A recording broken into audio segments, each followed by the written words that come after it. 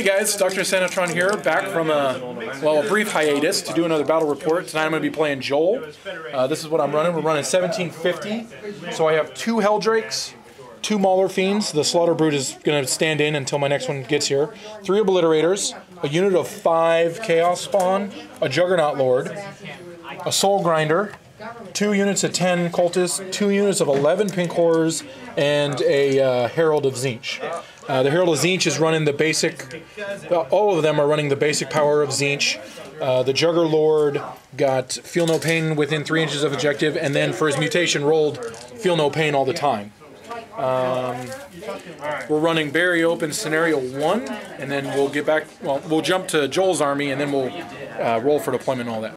Hey guys, it's Big Tal, Joel, coming at you. Sinister Wargaming, we're going to be back up and running soon. I had cancer, so took a brief hiatus. I'm going to run some Tau today. I've been working on a Tau army, and I'm going to a tournament where they allow data slates as one of your choices, so I'm going to run the Tau data slate. I'm going to be that guy. So, for my Tau, I have 2 Riptides, Ion with early warning override, 2 units of broadsides with early warning override, 2 units of 10 Kroot, 2 Sky Rays, and an Aegis, and then I have 2 units of 3 jet bikes, Farseer on jet bike, and a Wraith Knight. And this Farseer is my stand-in for my Ethereal. So, I'm going to give this a shot. Never played it before, so see how it goes. We'll get back to you when we're ready for deployment. Yeah. Alright guys, so we finished deploying. I took this side, I won the roll. I placed the objective here for Crusade, and Joel placed his here. My Emperor's Will is here, and Joel's is right here with my broadside. I basically loaded up Tilt to run across an assault. My troops and the Helldrakes are in reserve. I'm going to deep strike the Pink Horrors, and then the Chaos Cultists are just going to walk on the back, and then... This is how I deploy it, guys. Got my Aegis set up here. Letting Ben think I was going to set up in the middle, and I set up everything pretty much to this side, and I put the broadsides here with a screening unit of Kroot for some sniper action. You already saw where my objectives are. My second powers are Fortune, Guide, and Prescience. And my Farseer is back here, joined to this back Riptide. And my Ethereal, which I'm using that Farseer proxy. It's here with these broadsides. And his Warlord trait is I can go to ground and then get up and move and shoot and stuff is normal. Once per game. Yeah, once per game. So might do that first turn. We'll see what happens. All right. So that's the bottom of my turn 1. Basically, all of this stuff rushed up. All these 3 units here ran. He fired off his Bale Flamer and got 2 of the Kroot there. The Oblits moved up here, fired 3 las cannons into the broadsides, and they actually managed to kill 1. So it was okay. We'll see what happens on the return fire. So. First turn went okay for me. Shot a lot, killed most of the spawn. He has 2 wounds left on his Corn Lord, 1 wound left on his spawn. I shot, did nothing here, so he ends up having 1 wound left. He did 2 wounds to me in return. We'll see what happens this next turn. But I did unload both Sky Rays into stuff. Yep. Both Sky Rays are empty. So that was actually not bad for me. No. Not bad at all. So we'll go on to turn 2 and see if I can get first blood this turn. Yeah, or I could take it on my turn.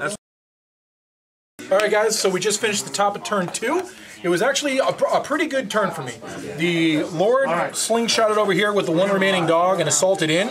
The combined effort here put all but 1 wound, so that does mean they're locked in, so he can't shoot at them on this turn, which is helpful. He did, however, kill off the 1 dog, and my Lord is now down to his last wound, so he's going to have to switch over to his Lightning Claw. This guy moved up here and tried to burn through there, and then tried to make the Hail Mary assault, but he failed. He did intercept and blow up one of my Helldrakes, getting him first blood, and this one burned through, clearing the way for this back Mauler Fiend to assault his Warlord and Riptide. He didn't do enough wounds, so they did stick around, which is actually good for me. Then my reserves dropped in over here, grabbing these objectives and just, for the most part, staying out of his threat range for the most part. So, anyways, it's about as good as I could have expected. With all of that firing with Tank Hunter, because he's running the data slates, he really should have blown up at least 1, so that was you know, about average. So, not bad. So we'll get back to you at the bottom of Joel's turn 2. All right. It's not too bad of a turn for me since I early warning overrided everything. I couldn't shoot much, so I just readjusted. Both these have 3 bin bowls. Just readjusted back here.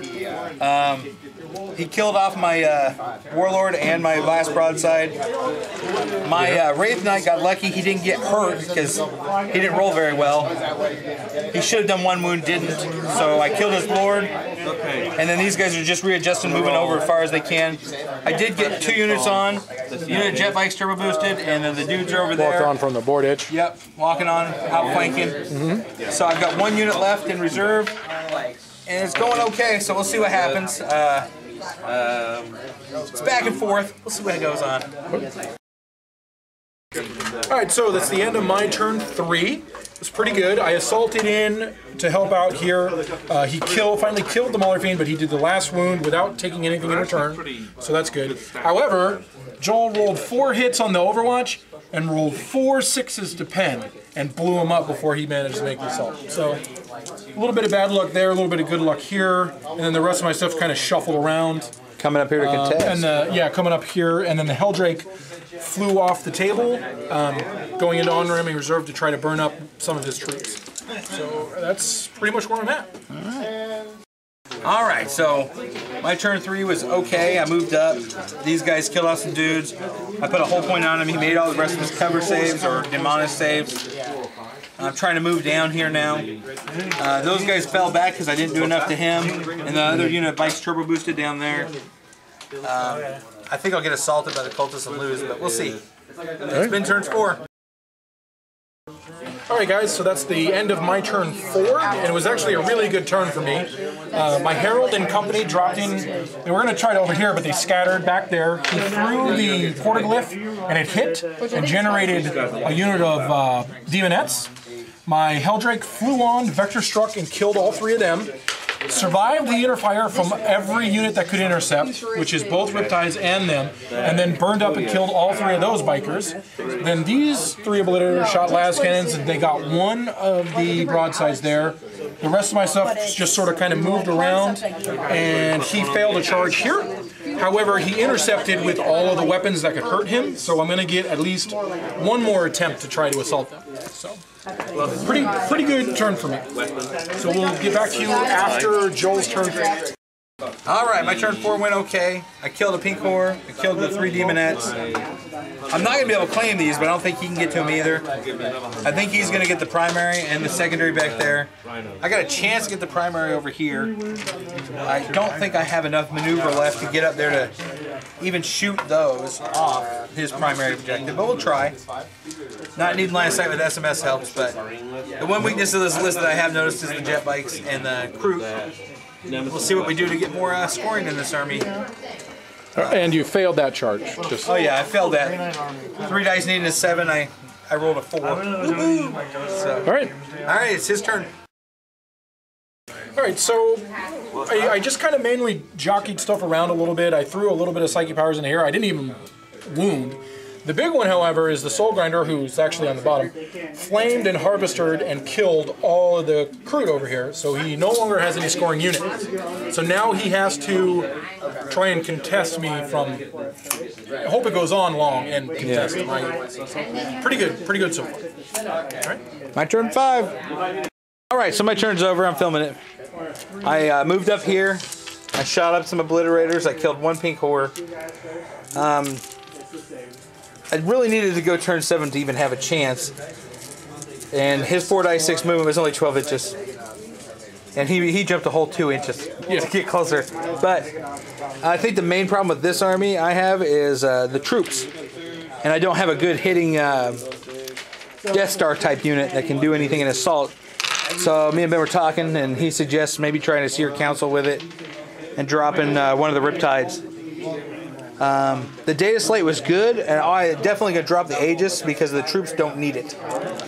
I figured that out. Oh, we did roll the 1. Yeah, we did roll the 1, so we're done on turn 5.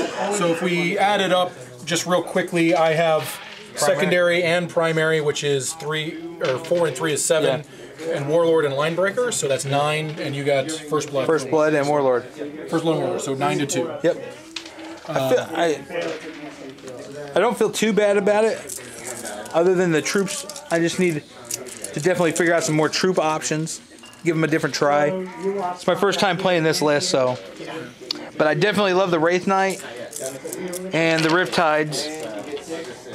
I just don't know if the data slate was worth it for the extra 220 points, but they did a lot of tank hunting damage against Ben's stuff. So they did. As far as my army goes, I'm contemplating what I'm going to basically do is drop these guys. If I drop them, I can basically take a Sky Shield landing pad and 5 to 6 Fiends of Slaanesh or Blood Crushers to give another forward a threat unit. So let us know what you guys think. Do you think that Joel dropping a Riptide for Seer Council or something like that, or me dropping the Obliterators for another threatening assault unit would be a good idea? So any feedback would be good. Yeah, definitely. I think the Aegis comes out because the list doesn't need it with all the outflank and the speedy jet bites. And I'll just use terrain to hide my my bigger stuff. So give us any ideas that you guys think could help us. All right. See you guys next time. Bye.